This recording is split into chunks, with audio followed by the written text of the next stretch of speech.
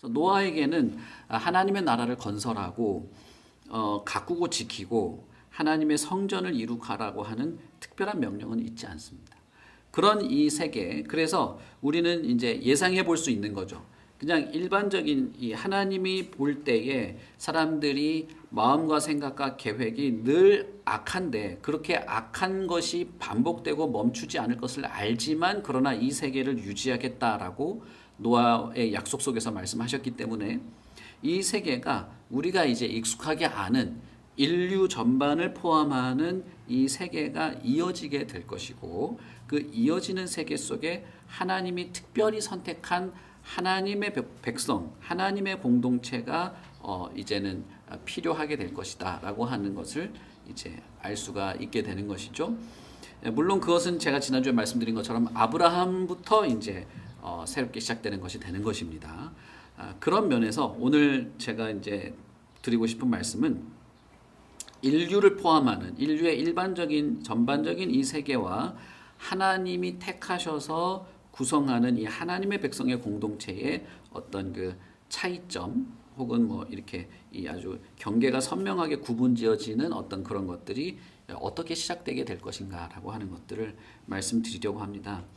오늘 그 노아와 그 세 아들 사이에 있었던 이 일들, 그 일들 속에서 그것이 이제 선명하게 드러나게 되고 그것은 우리가 창세기 11장에 있는 바벨탑 사건과 바벨탑 사건 다음에 바로 노아의 아들들, 특히 셈의 계보가 이어지거든요. 그래서 바벨탑 사건과 노아의 계보는 이 비교 대상으로 한 장에 들어있는 것입니다. 그러니까 바벨탑 사건은 따로 있고 셈의 아들을 낳고 뭐 데라가 아브람을 낳고 하는 그것은 그냥 따로 있고 하는 것이 아니라 두 개를 하나의 그 비교선상에 놓고 같이 비교하려고 한 장에 들어있는 내용입니다. 그 내용을 오늘 제가 잠깐 소개를 드리고 창세기 11장은 다음 주에 말씀을 드리도록 하겠습니다. 방주에서 나온 노아의 아들은 셈과 함과 야벳이다 이렇게 말하고 특별히 함은 가나안의 아버지다라고 하면서 이 가나안이라고 하는 이름을 추가를 하죠. 이 부분에 대해서는 사실 여러 의견들이 있습니다. 왜 노아는 함을 저주하지 않고 가나안을 저주했는가 뭐 이런 것들 이제 이런 것에는 사실 이렇게 똑부러지는 설명을 하기가 어려워요. 그렇지만 이제 예상해 볼 수 있는 것은 나중에 이스라엘 백성들이 출애굽한 다음에 가나안 지역에 들어가면서 가나안 사람들을 쫓아내고 일부는 그 사람들을 노예로 만들죠. 자기들의 섬기는 종으로 만드는 그 사건과 이렇게 연관성을 가지면서 이해해 볼 수도 있는, 그래서 특별히 가나안이라는 이름을 좀 넣었을 수도 있는 그런 것이라고 볼 수도 있습니다. 그러나 이것은 사실 그렇게까지 중요한 내용은 아니고 이 내용 속에서 중요한 것은 노아가 자기 그 세 아들들을 축복과 저주로 이렇게 예언을 하는, 마치 아브라함과 어떤 그 야곱과 같은 족장들이 자기 후손들에 대해서 너는 이렇게 될 것이다라고 하는 것처럼 하나의 예언을 하면서 큰 두 가지 축복과 저주의 이 두 부류로 나눈다고 하는 사실이 매우 중요한 것입니다. 방주에서 나온 노아가 농사를 시작했죠. 농사를 시작하고 먹고 마시는 일을 하면서 어느 날 포도주를 만들어서 먹고 취한 것입니다. 이 취한 상태에서 이 노아의 그 모습은 매우 이렇게 수치스럽고 보기에 이렇게 뭐랄까요, 그럴듯한 모습이 아닌 매우 이렇게 추한 모습이었을 거라고 생각할 수가 있습니다. 왜냐하면 나중에 노아가 술이 깨어서 자기에게 벌어진 일들을 알고 하는 행동을 보면 함, 특히 이제 여기서는 이제 가나안이라고 말하죠. 그에게 저주를 하는 이 장면에서 노아의 그 모습이 추한 모습들을 이렇게 들추어내고 그것을 유포시키는 그런 행위들에 대한 어떤 그 반응이라고 볼 때는 노아가 지금 술을 먹고 자신의 하체를 드러내고 이렇게 무분별한 모습으로 있었던 것이 그 장면 속에서 매우 추한 모습으로 보였을 것이다 라고 하는 것을 알 수 있겠죠. 어쨌든 노아는 술에 취했습니다. 술에 취해서 하체가 드러난 상태로 장막 안에서 자기 시작한 것이죠. 이게 마시면 열이 나지 않습니까? 그렇죠? 이 열이 난 거죠. 열이 나서 옷을 벗고 자신의 어떤 그 뭐랄까요, 위치, 지위, 권위 이런 것들이 드러나지 않는 상태로 된 것입니다. 문제는 그런 아주 뭐랄까요, 적절하지 못한 모습이라고 해야 될까요? 그런 추한 모습을 함이 봤다는 것입니다. 아들 함이 보고서는 함이 한 행동은 밖으로 나가서, 그러니까 아버지의 장막에 들어갔다가 그것을 보고 밖으로 나가서 자신의 두 형제들에게 알린 것이죠.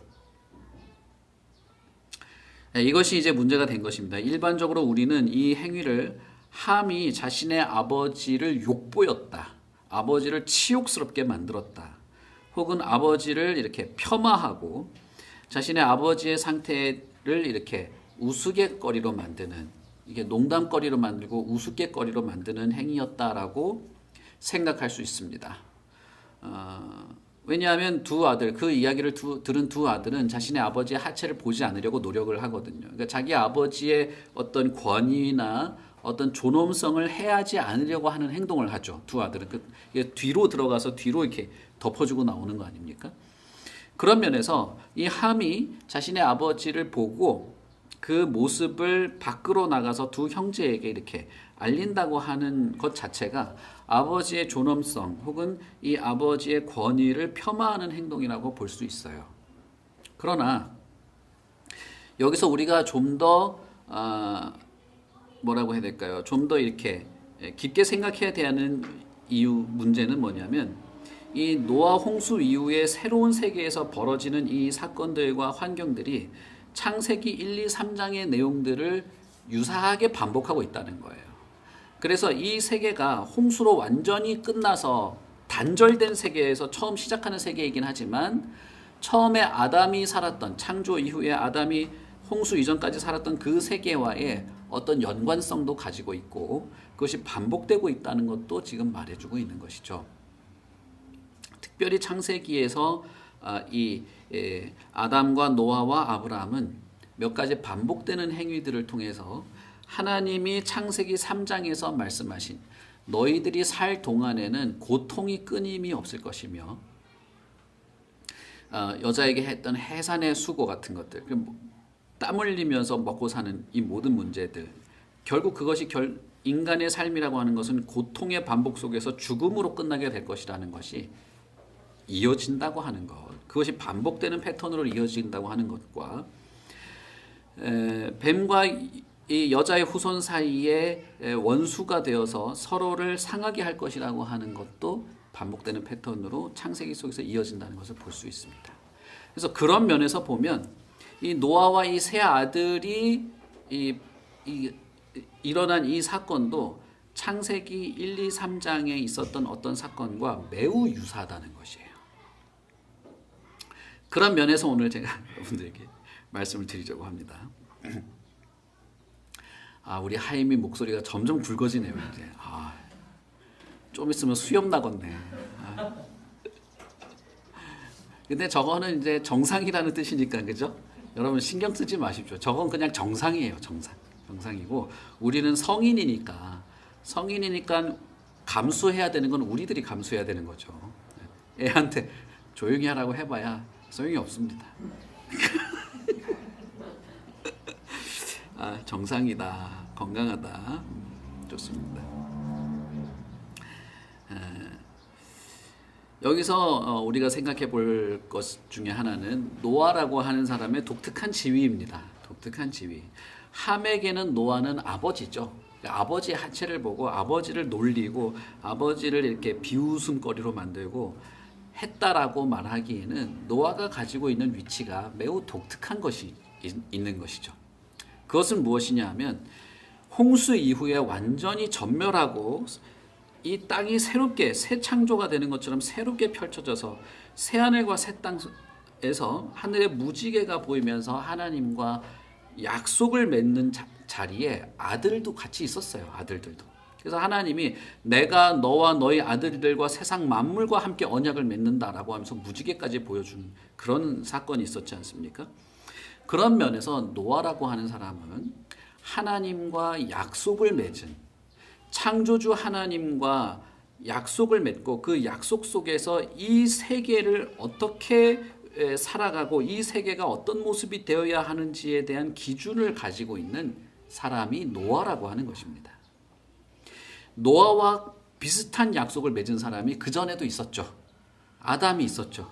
아담도 생육하고 번성하고 땅에 충만하고 이 만물들을 잘 이렇게 움직여 가도록 이 세계가 잘 운행되도록 책임지고 다스리라고 하는 약속, 사명과 약속을 아담도 받았습니다. 그래서 아담의 독특함이라고 하는 것은 그 사람이 처음 나타난 사람이라고 하는, 그 다음에 뭐 인류의 조상이라고 하는 그런 것도 물론 있겠지만, 그것보다도 아담의 독특함은 이 사람이 하나님과 언약 속에서 약속을 맺고 이 세계를 대표하는 사람이었다는 것이 매우 독특한 거예요. 아담이 매우 독특한 것이죠. 그러니까 뱀의 공격 대상은 아담인 거예요. 그래서 그런 면에서 보시면 아담과 노아는 매우 그 유사한 독특한 지위를 가지고 있다고 볼 수 있어요. 그리고 이 지위는 세상의 만물들을 다스리고 땅에 충만하라고 하는 그 약속과 명령 속에서 하나님을 대리하는 대리적 왕의 지위를 가지고 있다. 그렇게 말씀드렸죠. 기억이 나십니까? 하나님은 종주국 왕이고 아담은 봉신왕, 그러니까 대리적인 왕인 것이죠. 중국에 황제가 있으면 조선에는 임금이 있는 것처럼, 조선 땅을 다스리라고 허락받은 임금이 있는 것처럼 하나님이 창조한 창조 세계를 다스리라고 임명받은 아담이 있는 것이죠. 노아의 지위도 그와 같은 것입니다. 유사한 것이죠. 그런 면에서 여러분, 하와를 생각해 봅시다. 하와는 어떤 사람입니까? 돕는 배필이죠. 아담은 그 하와를 보는 순간 알았어요. 그 인격적 관계 속에서 본질을 훤히 알 수 있었습니다. 그래서 하와를 보고 당신은 나의 몸이고 나와 하나고, 하나님이 하와를 만들 때부터 돕는 자로 만든 거예요. 근데 왜 도와야 됩니까? 혼자 있는 것이 좋지 않다. 그래서 돕는 배필을 만들잖아요. 왜 도와야 되냐는 거예요. 남편이니까 도와야 된다 그러면 그것도 맞는 말이죠. 남편이니까 도와야 되고 부인이니까 도와야 되고. 거기에 사실 중요한 것은 왜 혼자 있는 것이 좋지 못했냐면, 하나님이 주신 사명을 감당하는데 혼자 있는 것이 좋지 않고 누군가 같이 도와서 해야지만 좋다는 거였어요.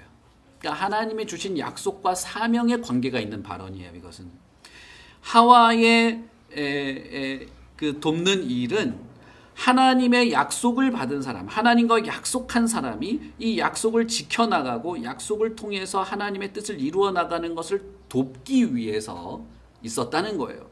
하와는 아담이 맺은 하나님의 약속의 중요성 때문에 돕는 것입니다. 무슨 말씀인지 아시겠죠? 그런데 하와가 어떻게 했어요? 오히려 약속을 어기도록 했죠.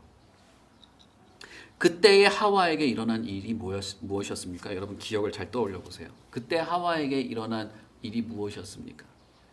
하나님과 아담이 맺은 언약을 아무렇지도 않은 것처럼 취급했다는 거예요.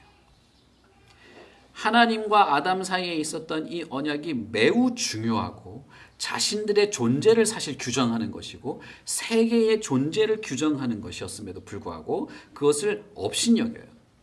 업신여기고 아무렇지도 않은 것처럼 취급해버립니다.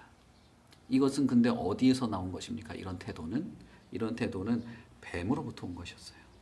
그래서 하와의 문제는 마땅히 뱀을 다스려야 되는데 또 불구하고 그가 뱀에게 다스려짐을 당했다는 거예요. 뱀을 보고 뱀을 따라했다는 것이 문제인 것입니다.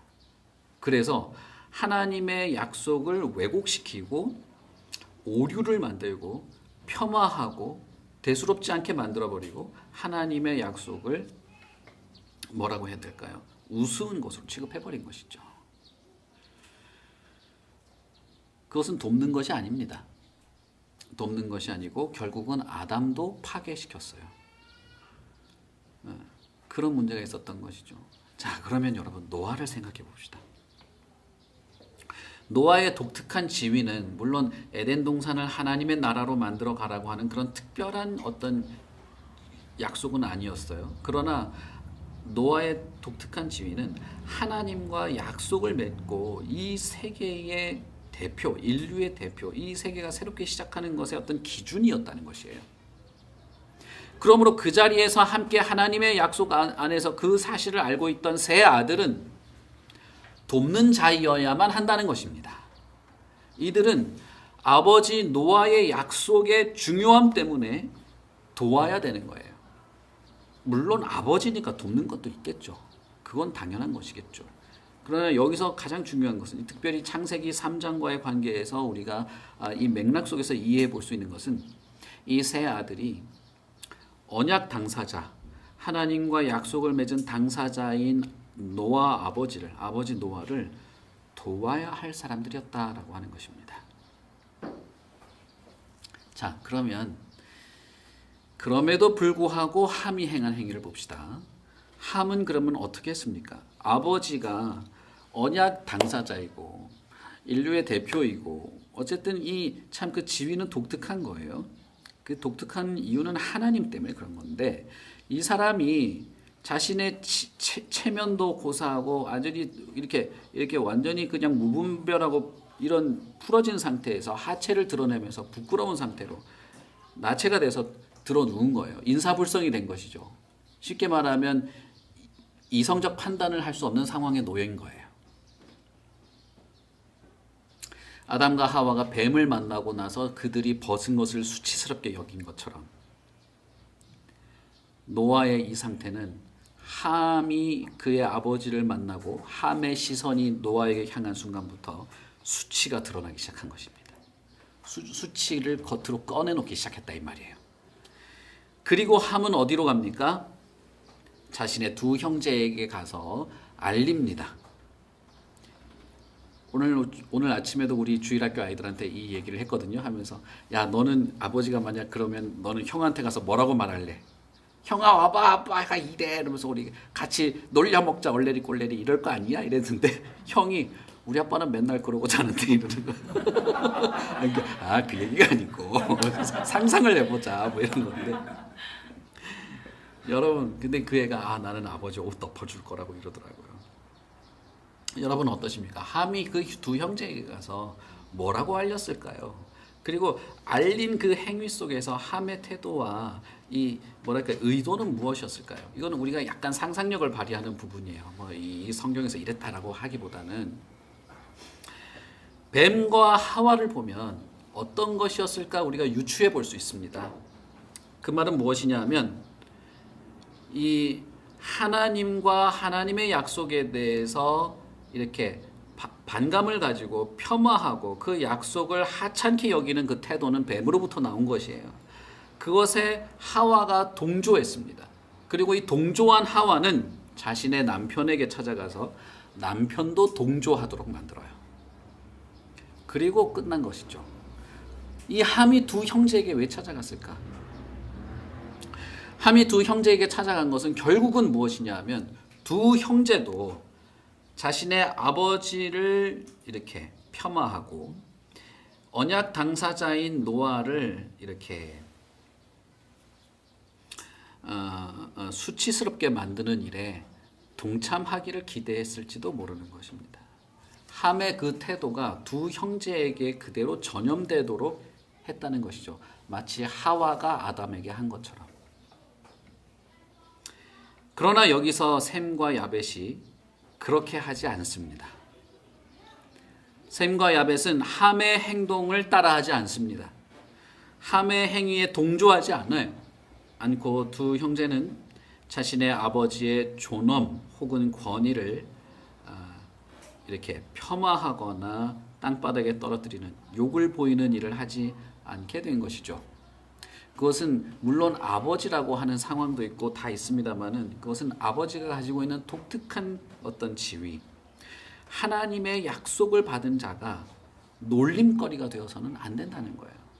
그리고 그 약속이 우리 가족을 통해서 이루어져야 되는데 우리 가족이 지키고 이렇게 뭐라고 해야 될까요? 바라보아야 할 그 약속을 아무것도 아닌 것처럼 취급해서는 안 된다는 거예요.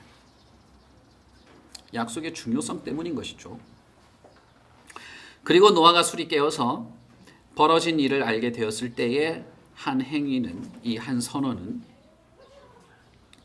그런 면에서 봤을 때 아들이 감히 나를 놀려 저 자식 버릇을 고쳐놔야 되겠군 하면서 하는 감정적인 어떤 판단이 아니라는 거예요.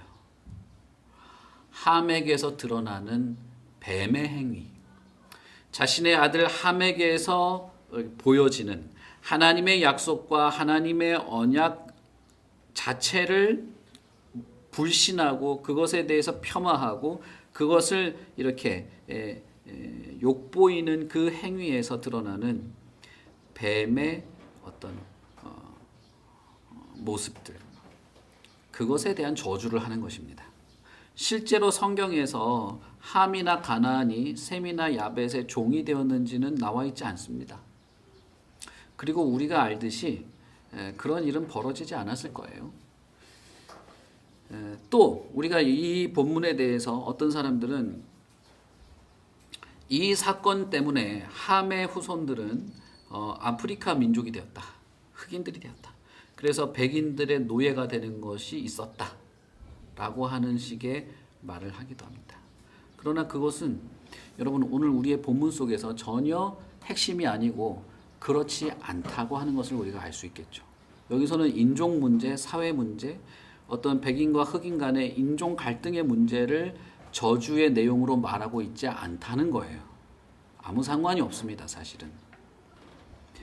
여기서 말하는 것은 뭐냐면 함, 여기서 가나안이라고 말해지는 이 함, 뱀의 행위, 뱀이 했던, 창세기 아담과 하와에게 했던 것과 유사한 행위를 하면서 언약 당사자와 하나님의 언약을 이렇게 욕보이는 이 함의 행위가 누군가와 원수지간으로 이어지게 되는, 쉽게 말하면 창세기 3장에서 뱀의 후손과 여인의 후손이 서로 원수가 되어서 한쪽은 다른 쪽에 발꿈치를 물고 한쪽은 다른 편에 머리를 깨뜨리게 되는 이 두 부류의 인간 역사가 여기서 드러나고 있다는 거예요. 함에게 노아가 하는 말은 무엇이냐 하면, 그래서 결국 이렇게 결론적으로 말하자면 하나님이 약속하신 여인의 후손을 통해서 오게 될 인류의 구원, 그것을 노아가 방주를 통해서 이렇게 체험하게 했고 미리 보여주기도 했었으나 그 방주 안에 같이 탔던 함이 하나님이 여인의 후손을 통해서 이루게 될 승리와 구원에 동참하지 못하게 될 것이라고 말하는 것입니다. 이것은 단순히 어느 민족이 어느 민족에게 종이 되고 짓밟히고 하는 문제가 아니에요. 이것은 뱀의 후손과 여인의 후손 사이에 있는 인류에게 있는 이 거대한 두 부류의 반목과 이 서로의 다툼 속에서 서로가 서로를 향하여서 물고 부서뜨리는 이 인류 역사의 큰 두 줄기 안에서 함, 다시 말하면 뱀의 행위를 따라하고 뱀에게 동조하고 그의 후손과 같은 이 계보를 이어가는 자들, 그런 자는 하나님의 구원의 약속, 하나님의 승리의 약속에 들어오지 못하게 된다는 것입니다. 그런 면에서 노아의 홍수 이후에 시작되는 이 인류 전반이 그냥 살아가게 되는 이 일반 은총의 세계에서 노아는 구원받은 하나님의 백성과 그렇지 못하는 사람들 사이에 구분이 있을 것임을 말해주고 있어요. 그냥 인류가 다 어울려서 살아가는 세계가 된 것 같고 따로 에덴 동산이 따로 있고 그런 세계가 아니라 그냥 이제 살기만 하면 되는 것인데, 그러나 그 가운데 여전히 뱀의 행위를 따라하는 자들이 있을 것이고 하나님의 약속을 지키면서 살아가는 사람들이 이렇게 선명하게 구분이 되어서 두 사이에 구분이 있게 될 것이라는 것을 말해주고 있는 것입니다. 그래서 사실 가나안은 저주를 받아서 그는 그 뱀의 후손이라고 말할 수 있겠죠. 창세기 3장에 있는 것처럼 그것은 하나님의 영광의 구원에 참여하지 못하게 될 것이다 라고 예언을 하고 있는 것입니다.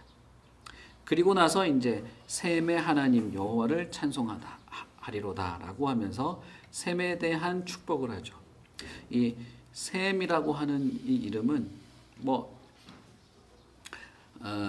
이 이름은 뭐라고 하면 좋을까요? 셈이라고 하는 단어는 명성, 이름, 뭐 누군가를 부르다라고 하는 뜻이 있습니다. 그러니까 뭐 쉽게 말하자면, 좀 이해하기 좋게 말하자면 이름을 명성 이렇게 지었다고 볼 수 있어요. 어쨌든 셈이라는 단어는 이름이라는 뜻이에요. 자기 아들의 이름을 이제 이름 이렇게 지었다고 보면 좋겠죠. 뭐 이거 뭐 우리 한국어로 굳이 번역하면 좀 어색하긴 하지만 어쨌든 그런 것이죠. 근데 이 셈, 이름, 이 하나님 여호와를 찬송할 것이다라고 말하고 있죠. 여러분 이것이 누가 생각납니까? 아담의 셋째 아들. 아담의 셋째 아들 생각나시죠? 셋. 창세기 4장에서 가인이 쫓겨난 이후에 가인은 어떻게 합니까? 자신만의 성읍을 만들죠. 자신만의 도시를 만들어서 도시를 발전시켜 나가죠. 거기에서 가인의 후손들은 예술가들, 과학자들, 기술자들, 그러면서 자신의 어떤 인류의 생활과 어떤 보호와 안녕을 자기들 스스로 만들어가기 시작하지 않습니까? 그래서 가인의 후손의 그 계보를 보면 도시에서 발전하는 사람들의 모습이 나와요. 그런데 바로 그 다음 단락에는 아담의 다른 아들인 셋이 나오잖아요. 셋의 계보는 이러하니라라고 하면서 나오는데 아무것도 없어요. 그냥 자식들만 줄창 낳은 거예요. 별게 없어. 뭐 한 게 없어요. 그런데 거기서 독특한 게 뭡니까? 창세기 4장을 보시면, 창세기 4장 26절을 보시면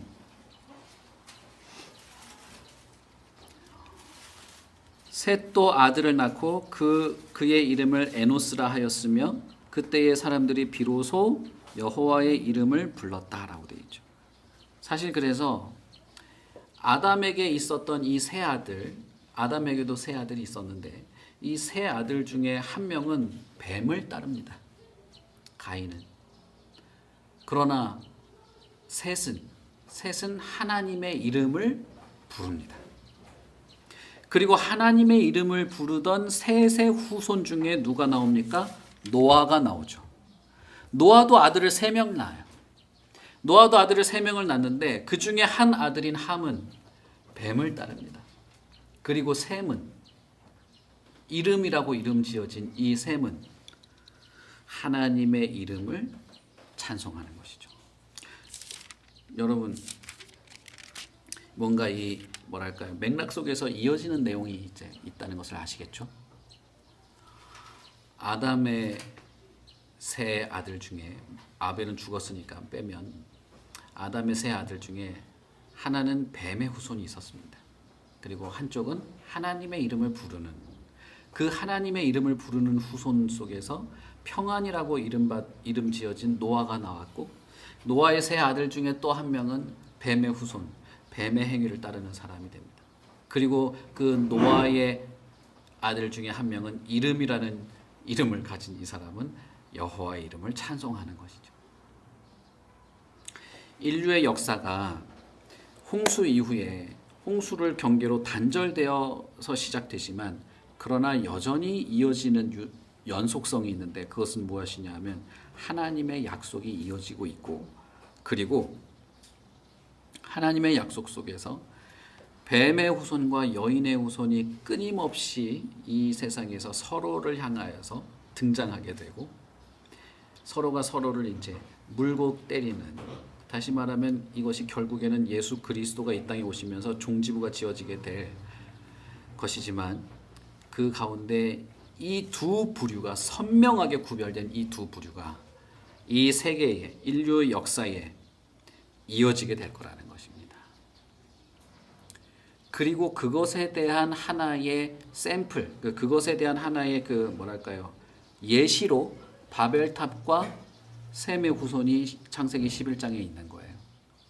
바벨탑은 무엇이냐면 결국에는 이 보편적인 인류 세계의 모습이 뭐냐, 보편적인 인류가 만들어내는 나라와 도시가 어떤 모습이냐를 하나로 보여줘요. 모델하우스처럼. 그리고 그렇지 않고 셋의 후손처럼 여호와의 이름을 부르는, 여호와의 이름을 찬양하는 여인의 후손에 속한, 여인의 후손의 계보에 속한 사람들의 모습은 어떤 것인가를 옆으로 또 모델하우스, 두 개의 모델하우스를 한 장에 보여주는 것이죠. 우리가 알듯이 바벨은 어떤 도시입니까? 바벨은 어떤 나라입니까? 끊임없이 하나님에게 도전하는 것이에요. 끊임없이 내가 하나님의 위치에 가겠다고 하는 것을 멈추지 않죠. 그러나 여러분 창세기 11장 잠깐 보시면 앞부분에 바벨 이야기가 나오고 바로 10절부터 셈의 족보거든요. 이게 너무 재밌는 거예요. 창세기 4장에서도 보면 앞부분에 가인의 족보가 나오잖아요. 가인의 족보에는 가인이 도시를 건설하는 내용이고 셋은 자식만 낳아요.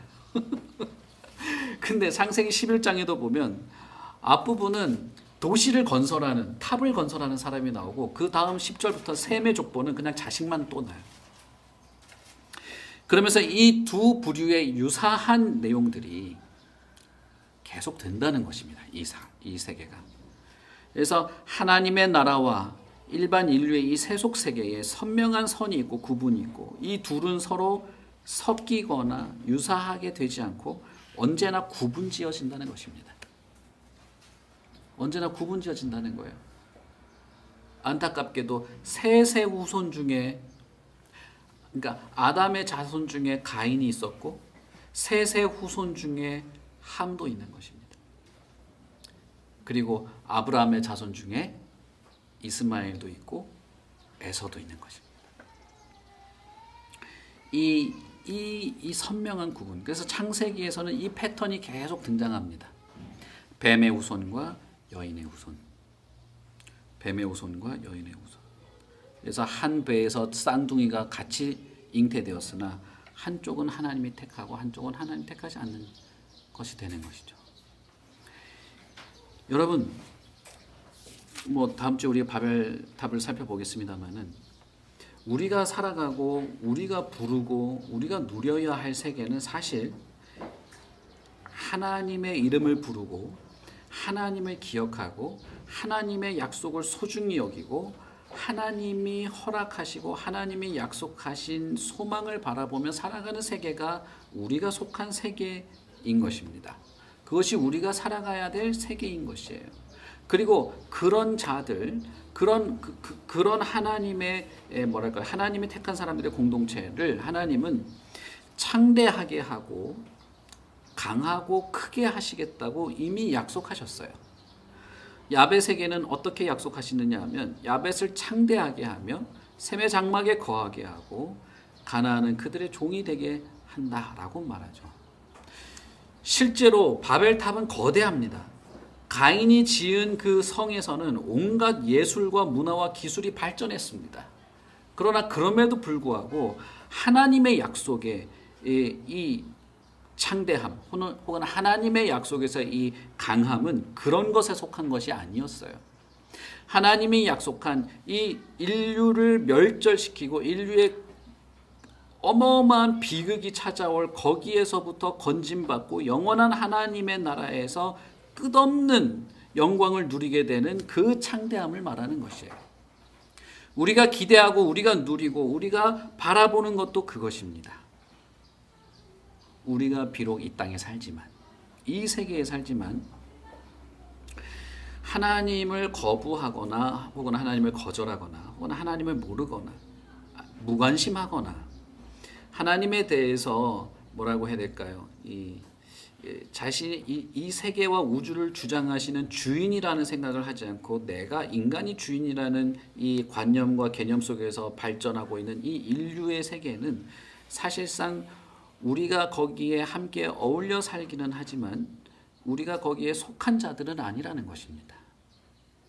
예수 그리스도를 믿고 거듭나는 순간부터 우리에게 중요한 것은 이 세계에서 주어지는 것보다도 하나님의 말씀과 약속 속에서 바라보게 될 영광스러운 내세가 우리의 소망이 되는 것이에요.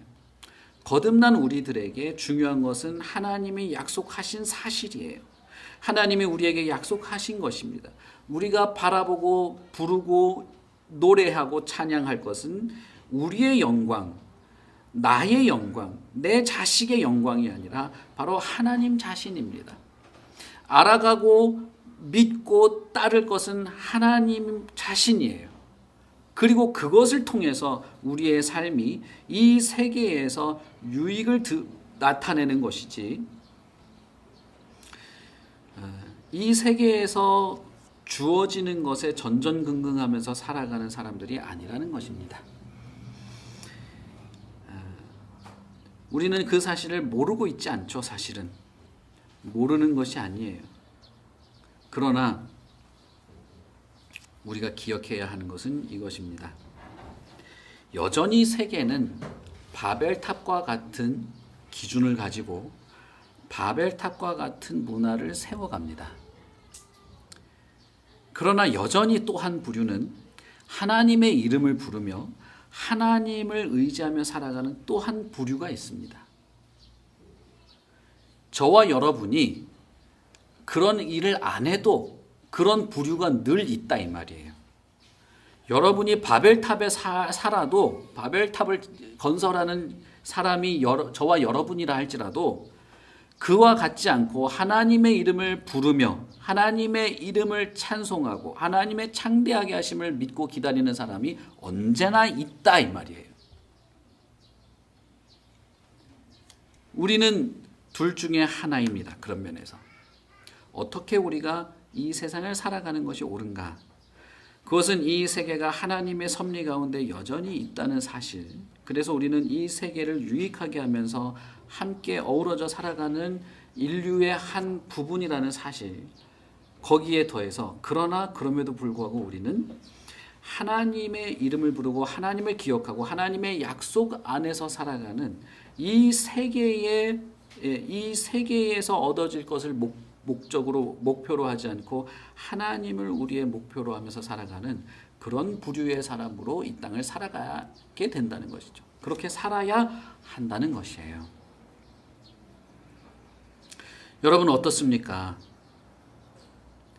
하나님은 자신의 택한 백성들을 잃어버리지 않습니다. 그리고 자신의 택한 백성들을 반드시 찾을 것이고 다 없어지고 죽어 없어지고 모든 것이 끝장날 것 같음에도 불구하고 하나님은 남겨둔 7,000명을 통해서 하나님의 이 일들을 이어가게 하고 그 후손들을 이어가게 하십니다. 우리는 그 하나님을 믿는 것이죠. 우리는 그 하나님을 생각하는 거예요. 그리고 나도 하나님께 마음을 돌리는 겁니다. 하나님의 나라를 바라보며 살고자 하는 것이에요. 내 마음과 생각이 이 세상의 것에 오염되어서 살아오던 시간이 물론 있습니다만은 예수 그리스도 안에서 새롭게 변화되어서 하나님의 백성, 셈의 계보, 아브라함의 계보에 속한 그런 자들로 살아가기를 기뻐하며 바라는 것이죠. 그래서 하나님께 우리는 이렇게 말할 수 있습니다. 아니, 우리는 이렇게 기도하면서 우리 자신을 돌아보는 것입니다. 무엇이냐 하면, 오 하나님, 성령께서 나의 연약함을 보시고 바라건대 내가 하나님을 향한 참된 믿음과 변하지 않는 중심을 가지고 살아가도록 나를 건져 주시옵소서. 이렇게 살아가는 것이죠. 우리는 그렇게 하나님께 믿음을 갈구할 수 있습니다. 아브라함은 어떤 사람이었습니까? 아브라함은 셈의 후손이었지만 우상을 만들어 파는 사람이었어요. 너무 재밌지 않습니까? 셈의 후손, 이 아브라함도 데라가 낳았잖아요. 데라도 아들이 셋이에요. 너무 참 재밌는 건데 우상을 만들던 사람이에요.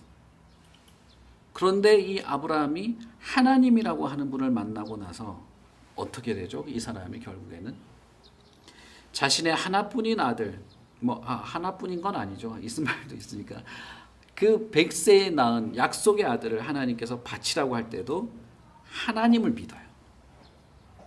그렇게 할 때도 하나님을 의지한단 말이에요. 그 사람은. 우리는 바로 그 믿음의 조상, 그 아브라함이 보였던 믿음의 그 후손이기를 바라는 거죠. 나도 그러한 믿음으로 견고히 세워지기를 갈구하는 것입니다. 갈급하며 구하는 것입니다. 되겠지 이러면서 왔다리 갔다리나 하면서 그냥 살아가는 것이 아니고 말을 조심해서 해야 되는데 그것을 갈구하는 거예요. 하나님을 갈구하는 거. 네. 야곱이 야복 강가에서 날이 새기까지 하나님 자신을 갈구했던 것처럼 우리는 그 하나님을 갈구하는 샘 이름이라고 하는 이름을 가진 그가 하나님의 이름을 계속 하는 그 노아의 예언이 우리가 되길 바랍니다. 여러분, 예수 그리스도 안에서 거듭난 자가 이럴 수 있습니다. 이렇게 참된 믿음을 가지고 살아가는 자인 것이죠. 믿음을 구하십시오. 예수를 믿는, 하나님의 약속을 신실하게 믿는 참된 믿음으로 살아가실 수 있길 바랍니다. 우리 같이 기도하겠습니다.